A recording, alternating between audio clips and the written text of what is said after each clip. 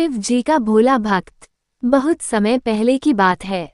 एक छोटे से गांव में गंगाराम नाम का एक गरीब मगर अत्यंत भोला आदमी रहता था। गंगाराम का जीवन बेहद साधारण था। वह दिन भर खेतों में मेहनत करता और रात में भगवान शिव की आराधना में लीन रहता। उसकी भक्ति सच्ची और निष्कपट थी। गंगाराम के माता पिता बचपन में ही स्वर्ग सिधार गए थे। उसे बचपन से ही शिव भक्ति में गहरी रुचि थी। गांव में एक प्राचीन शिव मंदिर था, जहां वह रोज सुबह शाम बेलपत्र, जल और अक्षत चढ़ाने जाता था। उसकी श्रद्धा देखकर गांव वाले उसे भोला भक्त कहने लगे थे। एक दिन गांव में भयंकर अकाल पड़ा।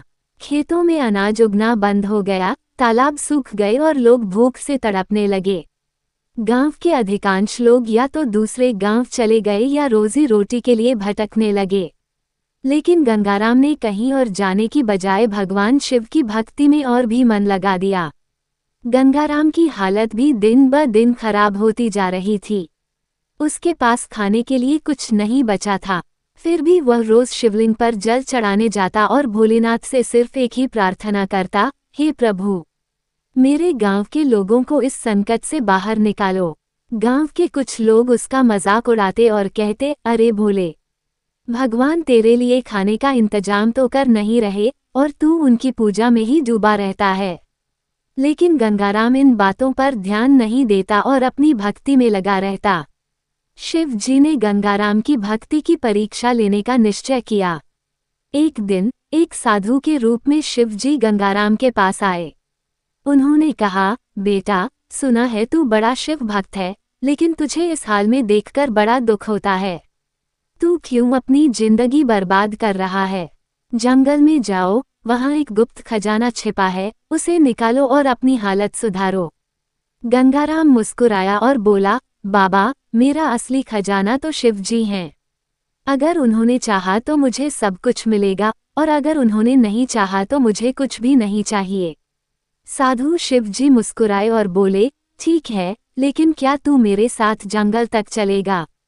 गंगाराम मान गया और साधु के साथ जंगल की ओर चल पड़ा। रास्ते में कई कठिनाइयां आईं, भूख, प्यास, कांटे, जंगली जानवर, लेकिन गंगाराम डटा रहा। अंततः वे एक गुफा के पास पहुंचे। साधु ने कहा, यहाँ खुदाई कर, तेरा भाग्य बदल जाएगा। गंगाराम ने खुदाई शुरू की और अचानक उसे मिट्टी के नीचे एक सोने का बर्तन मिला। उसमें अनगिनत हीरे जवाहरात थे। साधु बोले, ये सब तेरा है।